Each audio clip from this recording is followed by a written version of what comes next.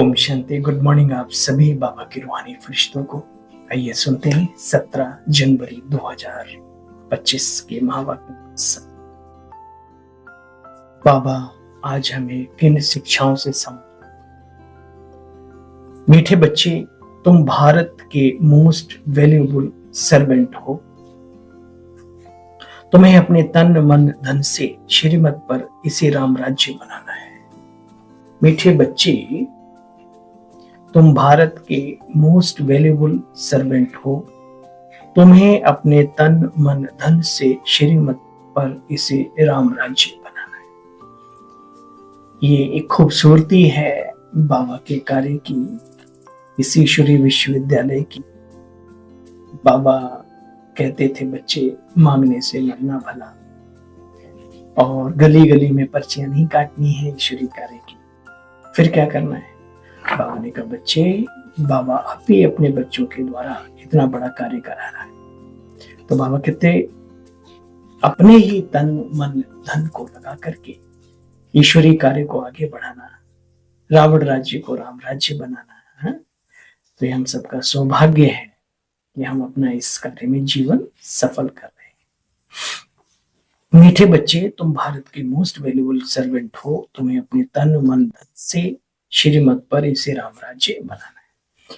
प्रश्न, सच्ची अलौकिक सेवा कौन सी है जो अभी तुम बच्चे करते हो? बाबा कहते तुम बच्चे गुप्त रीति से श्रीमत पर पावन भूमि सुखधाम स्थापन कर रहे हो, अपनी मनमर्जी से नहीं, बाबा की श्रीमत पर। यही भारत की सच्ची सेवा है, अलौकिक सेवा है। तुम बेहद बात की श्रीमत पर सबको रावण की जेल से छुड़ा रहे हो। इसके लिए तुम खुद पावन बनकर दूसरों को पवित्र पावन बनाते हो। गीत बजा है, नयन ही इनको राह दिखाओ, पग पग ठोकर खाऊं रे, है ना। इन नयनों के होते हुए भी मनुष्य भजन गाता है, तो कौन से नयन? ज्ञान नयन नहीं है ना, इसलिए। तो कौन सा ज्ञान? आध्यात्मिक ज्ञान, ईश्वरीय ज्ञान, आत्मिक ज्ञान, परमात्म परिचय का ज्ञान, और दोनों के कनेक्शन का अर्थात राजयोग का ज्ञान। वो आकर के बाबा हमें रास्ता दिखाता है। ओम शांति। हे प्रभु, हे ईश्वर कहने और पिता कहने में बच्चे कितना फर्क है ना। ये बहुत बड़ी खूबसूरती है कि हम भगवान को, भगवान ईश्वर अल्लाह खुदा वो तो है ही है, लेकिन हम उसने अपना पिता मानते हैं, परम पिता, हमारा पिता। तो प्रार्थना में भी क्या क्या कहते हैं? हे ईश्वर आदि आदि। बाबा क्यों नहीं कहते? क्योंकि उसका परिचय नहीं है। जान गाते भी रहते हैं, तो मात पिता हम बालक दे रहे तुम्हारी कृपा से सुख घनेरे आदि, परंतु जानते नहीं कि बेहद का बापूजी कौन है। हद के बापूजी भी चाहते थे ना राम राज्य हो। बच्चे सच्ची सच्ची तुम राम राज्य बनाने की सर्विस कर रहे हो, वो तो रावण राज्य और ही बुराइयां बढ़ गई इस कली हुई दुनिया में। बाबा कहते बच्चे, अभी बापू बेहद का तुम बच्चों को रावण की जेल से छुड़ा रहे हैं, तो तुम बच्चों को कितना फखुर, गुप्त फखुर होना चाहिए। भीतर ही भीतर कितनी खुशी, कितना नशा होना चाहिए। ड्रामा में जो कल पहले हुआ था बच्चे, वही रिपीट होता है। ऐसे नहीं कि ड्रामा पर रुक जाना है, जो मिलेगा सो मिलेगा। नहीं बच्चे, कि स्कूल में बैठे बैठे रहने से तो कोई पास नहीं। हर एक के चीज के लिए बच्चे पुरुषार्थ तो चलता ही है, बिगर पुरुषार्थ तो पानी भी ना मिल सके। कितनी बड़ी बात।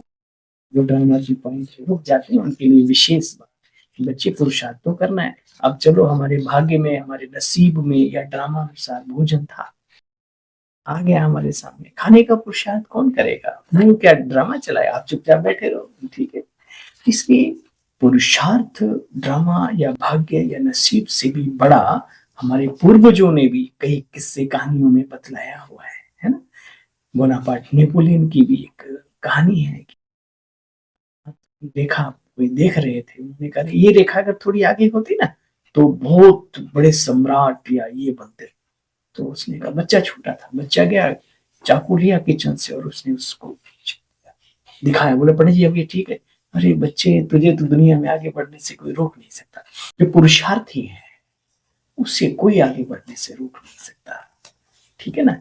ड्रामा की पॉइंट हमें बहुत सारी बातों से निश्चिंत भी बनाती है और अटल सत्य भी है। तो दोनों का बैलेंस, पुरुषार्थ और ड्रामा का बैलेंस, फिर देखो जीवन में मजे मजे है ना।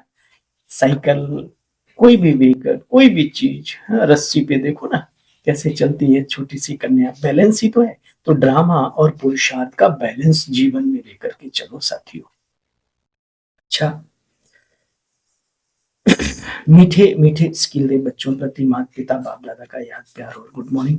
रूहानी बाप के रूहानी बच्चों, सब रूहानी बच्चों को